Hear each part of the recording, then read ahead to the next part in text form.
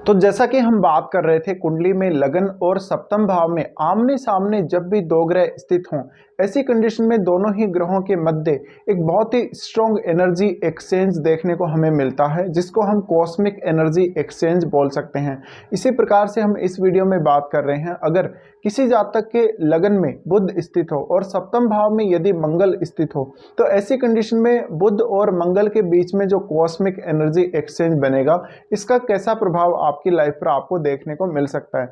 तो यहाँ पे देखिए, सबसे पहले तो जो बुध है आपके लगन में स्थित हैं, और बुध अगर लगन में स्थित हैं तो वैसे भी जातक बहुत इंटेलिजेंट होगा, बहुत ही ज़्यादा अच्छा वो लॉजिक के बेस पे बात करने वाला होगा, बहुत ही ज़्यादा उसमें काबिलियत होगी, क्षमताएं बहुत ज़्यादा होगी, मल्टीटास्किंग होगा।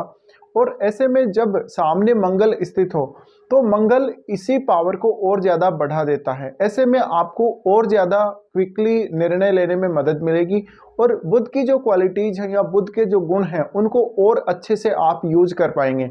ऐसे में आप कुछ हद तक मंगल से जुड़े हुए कार्य क्षेत्र में भी बहुत सफल हो सकते हैं, क्योंकि मंगल से जुड़ा हुआ जो कार्य क्षेत्र है उसमें आप बुध की क्वालिटीज को उपयोग में ला सकते हैं। ऐसे में आप किसी को भी अगर मोटिवेट करेंगे अपनी वाणी के द्वारा, तो सामने वाले पर असर बहुत जल्दी पड़ेगा। आपकी आवाज़ बहुत ही ज़्यादा कर्कश हो सकती है, लेकिन दूसरे को बहुत जल्दी प्रभावित करने वाली हो सकती है। साथ साथ में बुध सामने स्थित है, तो ऐसे में जो भी जितना यहाँ स्ट्रॉन्ग स्थिति में होगा उसका दूसरे पर प्रभाव उतना ही स्ट्रॉन्ग पड़ेगा। लेकिन ज़्यादातर केस में मंगल का बहुत स्ट्रॉन्ग प्रभाव यहाँ बुध पर देखने को मिलेगा। अगर बुध अच्छा है तो अब आप बुध के गुणों को काम में लीजिए, आप ज़्यादा से ज़्यादा बुध को उपयोग में लाइए। ऐसे में आपको उन स्थितियों में या उन आपातकालीन स्थितियों में हमेशा निर्णय लेने में मदद मिलती है जहाँ पर आप कोई बहुत बड़ी मुश्किल में फंस जाते हैं।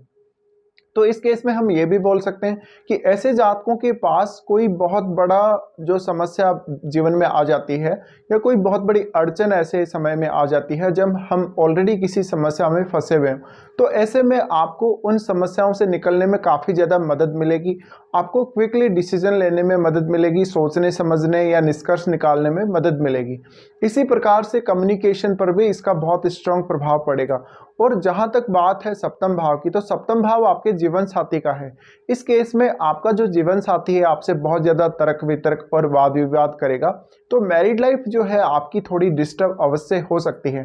लेकिन इसके बावजूद भी आप बहुत ज़्यादा कलात्मक होंगे, आप बहुत ज़्यादा चतुर होंगे, चालाक होंगे, तो आप किसी भी हद तक अपने रिश्ते को बचाने के लिए कोशिश करेंगे और अपने जीवन साथी को मनाने की हमेशा कोशिश करेंगे।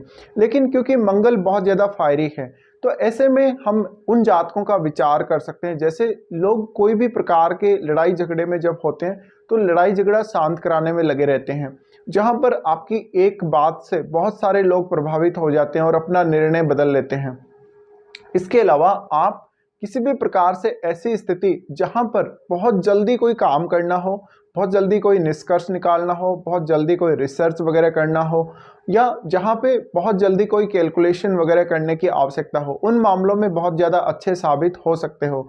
साथ साथ में आपको कंप्यूटर प्रोग्रामिंग से रिलेटेड या और अन्य इस प्रकार के जो कार्य हैं उनसे रिलेटेड काफ़ी ज्ञान होगा, और आप उन कार्यों को करने में काफ़ी ज़्यादा अच्छे साबित हो सकते हो। अब जहाँ तक बात है सप्तम भाव की, तो सप्तम भाव है वो हमारे पब्लिक का भाव है, यानी हमारे ऑपोजिट, जस्ट ऑपोजिट जो लोग हैं उनका भाव है।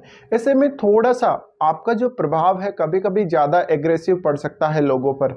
तो अब आपको मंगल को देखना पड़ेगा, मंगल यहाँ कैसी स्थिति में है, क्या सूर्य से मंगल का संबंध है, तो मंगल और ज़्यादा यहाँ पे फिर पावरफुल हो जाता है। जितनी ज़्यादा एनर्जी यहाँ मंगल की होगी उतना ही स्ट्रॉन्ग प्रभाव बुध पर देखने को मिलेगा, और बुध आपका जितना ज़्यादा मजबूत होगा उतना ही ज़्यादा आपको फास्ट काम करने में मदद मिलेगी। तो नॉर्मली अगर देखा जाए तो जो लगन का बुध है वो काफ़ी मल्टीटास्किंग बनाता है। तो ऐसे में आप कभी कभी ऐसा होगा जब दो तीन काम एक साथ कर रहे हों और आप करने की कोशिश कर रहे हो, ऐसे में करियर के लिए भी बहुत अच्छी स्थिति बन जाती है।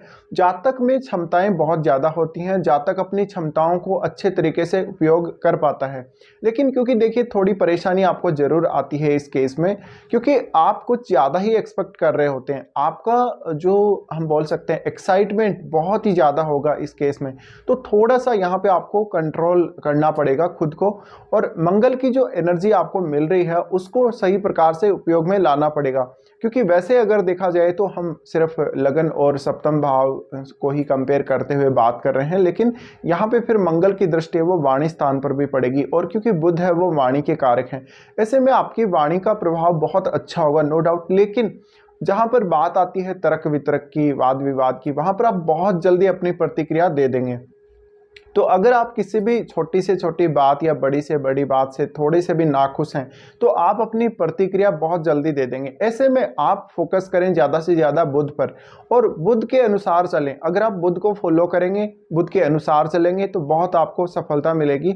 यहाँ पे आप बिजनेस में बहुत ज़्यादा अच्छे हो सकते हैं, या आप कोडिंग वगैरह करने में या कोई इस प्रकार के अन्य कार्यों में बहुत ज़्यादा अच्छे साबित हो सकते हैं। साथ साथ में धन के मामलों में आप बहुत अच्छे हो सकते हैं।